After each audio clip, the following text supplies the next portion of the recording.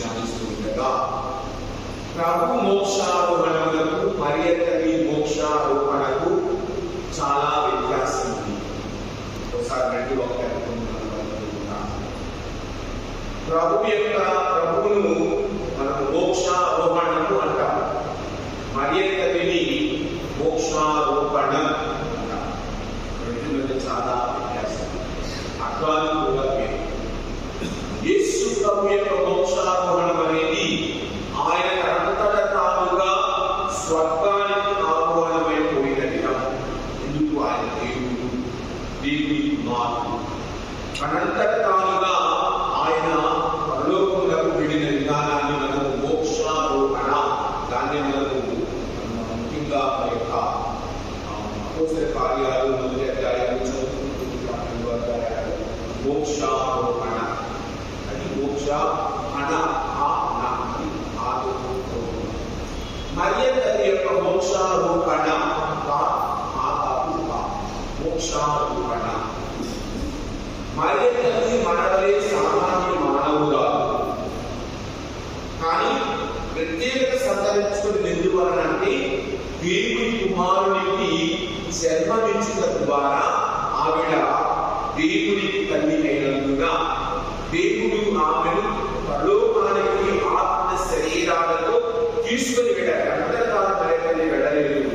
దేవుడి సహాయంతో దేవుడి ద్వారా వెళ్ళగలిగినది కాబట్టి ఆ పొద్దు ఈ పండుగను మనం మోక్షారోపణ అని మనం అనుకుంటున్నాం.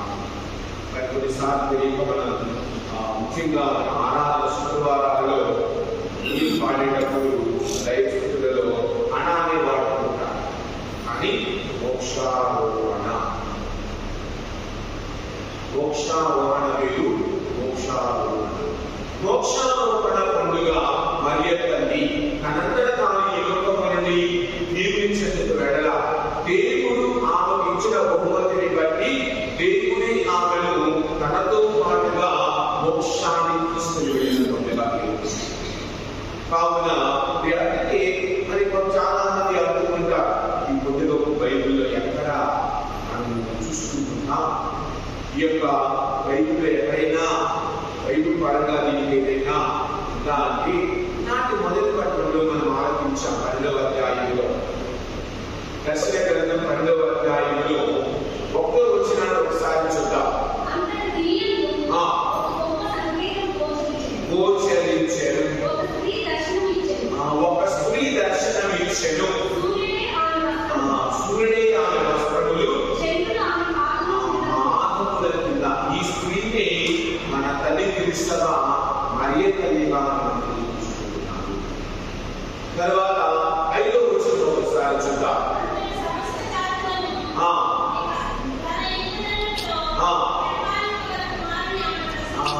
ఆయన యేసు ప్రభువుగా క్రీస్తుగా బైబిల్ పరంగా దైవవాచన పరంగా ఇదిగో దర్శన గ్రంథము 12వ అధ్యాయంలో ఆ స్త్రీ ఆ బాలుడు మరియతల్లి మరియు యేసు ప్రభువుగా మనకు యోహాను గారి దర్శనం ద్వారా మనం చూస్తున్నాం.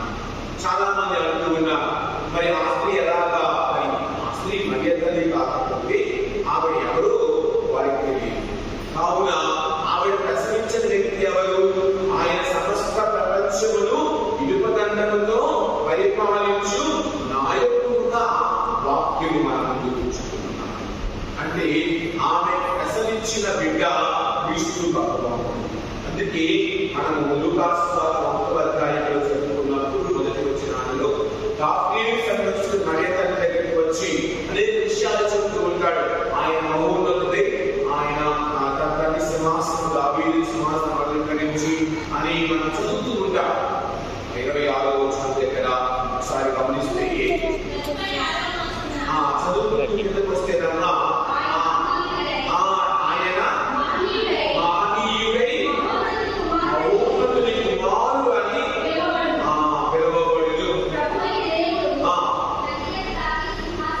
ఆయనకు ఇచ్చినది వాక్యాన్ని అంటే ఇలా మొదటి పట్టణంలో మనం విన్న ఆ యొక్క 5వ వచనంలో విన్న వాక్యము, ఇక్కడ గాబ్రియేలు పలుకుతున్న వాక్యము రెండు కూడా దాదాపుగా సమానమే. ఇక 2వ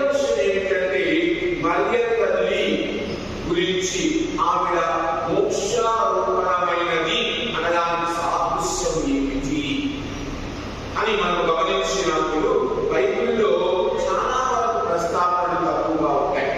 మనం గమనించినప్పుడు ప్రియ సహోదరి సహోదరులారా, ఈ రోజున నేను విన్న వాక్యాలను బట్టి కూడా గమనిస్తే ప్రతిదీ కూడా బైబిల్ గ్రంథంలో మనం ఉదాహరణకి త్రిత్వైక దైవం అని మనం చెబుతుంటాం పితా పుత్ర పరమాత్మ త్రియేక దైవం. బైబిల్ గ్రంథంలో ఎక్కడ త్రిత్వైక దైవం అనే పదం లేదు.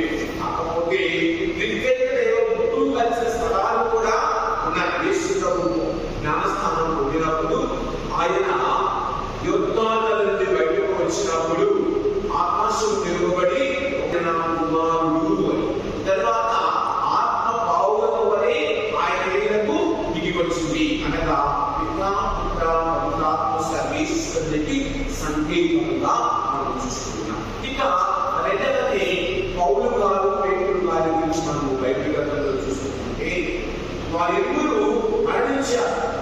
ఎప్పుడుగా మరణించారో మనకు తెలుసు, కానీ వారి ప్రస్తావన బైబిల్లో లేదు. వారు రోము నగరాన్ని వెళ్ళినట్టుగా కూడా ఎక్కడా బైబిల్లో లేదు. కానీ పేతురు గారు తలకిందులుగా సిలువ వేయబడి మరణించాలి, అలాగనే పౌలు గారు శిరచ్ఛేదన గావించబడ్డారని మనకు చరిత్రలో మనం చదువుతున్నాం. అంటే పౌలు గారిని రోము నగరంలో ఆయన తలను నరికి వేశారు. కానీ బైబిల్ గ్రంథంలో లేవు, కానీ పారంపర్యంగా అపోస్తల బోధన ద్వారా మనకు అనుగ్రహించబడ్డాయి. అలాగనే ఇంకొకటి యోహాను సువార్త 21వ అధ్యాయం 25వ వచనంలో యోహాను ఏమంటున్నారు, అనేకమైన అద్భుతాలు యేసు ప్రభువు చేశారు, వాటన్నిటినీ కూడా ఇందులో పెట్టడానికి సాధ్యం కాదు, ప్రపంచమే సరిపోదు. అంటే దాని అర్థం అనేకమైన విషయాలు ఉన్నాయి, కానీ అన్ని రాయలేదు, కొన్ని మార్గంలో విశ్వాసపరమైన మార్గంలో రాయబడ్డాయి అని. అదే యోహాను సువార్త 20వ అధ్యాయం 30వ వచనంలో మనకు ఉన్నది, మరెన్నో అద్భుతములు శిష్యుల ముందున చేసెను. చూడండి, అనేక విషయాలు బోధించాలని చేశారు, అన్ని రాయ.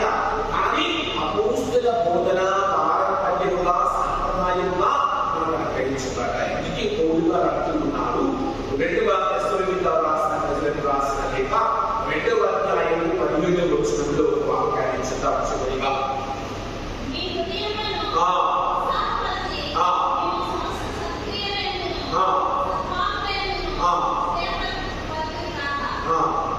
ఇదంటే 2వ అధ్యాయము 17వ వచనం. 2వ తెస్సలోనికీయులకు రాసిన లేఖ తెస్సలోనిక 2:17. అమ్మా దృఢముగా నిలిచి అదండి మా బోధనలోను లేఖనములలోను మీకు చెప్పిన సత్యములని అమ్మా అంటి పెట్టుకొని ఉండు. పాత బైబిల్లో అయితే పారంపర్యంగా సత్యములను వచ్చినటువంటి సాంప్రదాయాలను, వచ్చినటువంటి ఆ యొక్క అలవాట్లను, తెలుసుకున్నటువంటి విషయాలను అలాగే ఉంచాలి. అలాగే 1 కొరింథీయులకు రాసిన లేఖ 11వ అధ్యాయం 2వ వచనం. 11వ అధ్యాయం 2వ వచనం. అమ్మా మీరు సదానందు జ్ఞాపకం ఉంచుకొనుచు చేసిన సాంప్రదాయములను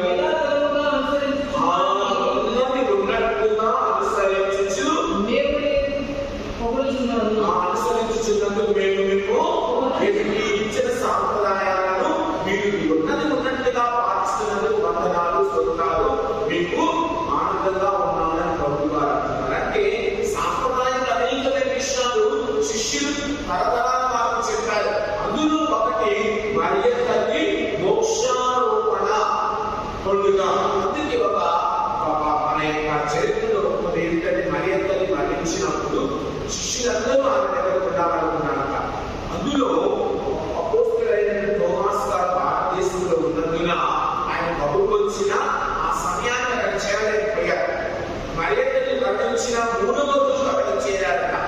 చేరినప్పుడు ఆయన మరియ తల్లి వచ్చే వరకు ఆ యొక్క శవపేటికను భద్రంగా దాచినప్పుడు ఆయన రాగానే అడిగినప్పుడు వారు వెళ్ళి ఆ శవపేటికను తెరవగా అందులో మరియ తల్లి లేదు, అందులో వస్త్రాలు మాత్రమే ఉన్నాయి అన్న సత్యం మనకు ఆరోగ్యంగా అందించబడుతుంది.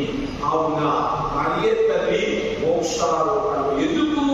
ఆవిడ జన్మ పాపములు ఇతర పాపములను లేకుండా క్షమించినది. అంతేకాకుండా అన్నిటికంటే ముఖ్యమైనది క్రీస్తుకు జన్మనిచ్చినందున. సామాన్యురాలే కానీ క్రీస్తు ప్రభుకి తల్లి అయినందున ఆయన తన తల్లిని గౌరవించారు. వీడు మన సమాజంలో కూడా చాలా మంది గౌరవించడం నేను ఒక విషయం చెప్పాను. మన సోమవారం నేను మా ఊరు వెళ్ళాను. అన్నం ఉంటే మరణిస్తే వారు సమాధి పూజకు వెళ్ళారు. ఆవిడ 90 సంవత్సరాలు ఉంటాయి. అలా చదువు మరణించారు. 90 సంవత్సరాల వయసు. అందరినీ చూసింది. ముడి మనవాడిని చూడగలిగిన 4 తరాలు చూడగలిగింది ఆవిడ. దురదృష్టం ఏంటంటే ఆవిడ జీవించినంత కాలం, అంటే ఆవిడ పెద్ద వయసు వచ్చినంత కాలం, 70 సంవత్సరాల నుండి కొడుకు ఇద్దరు పట్టించుకోవాలి. మనవడి దగ్గరే ఉంది. మనవడిని మనవాడి నుంచి పెళ్లి చేసి కూతుర్ని, కొడుకు కూతుర్ని కొడుకుకి పెళ్లి చేసి వాళ్ళ దగ్గరే ఉంది. దురదృష్టం ఏంటంటే ఆమె చూసుకోవడానికి 3-4 నెలల ముందుగా రెండో కుమారుడు ఉద్యోగంలో నిర్మాణం వాడు వచ్చేసాడు. మదయంలో ఉంటున్నాడు, కొడుకు దగ్గరే ఉంటున్నాడు, అల్లుడు దగ్గరే ఉంటున్నాడు.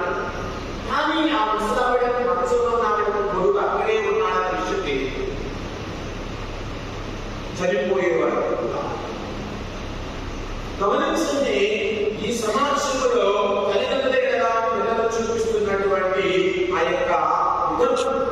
ఇక్కడ నేను నిలబడి మాట్లాడుతున్నా అనేక మంది బోధనలు చేసేవాళ్ళు, క్రైస్తవ గురించి క్రీస్తు గురించి చెప్పేవాళ్ళు, వారిలో ఒక పెద్దలే కదా ఏ విధంగా ప్రవర్తిస్తున్నారు.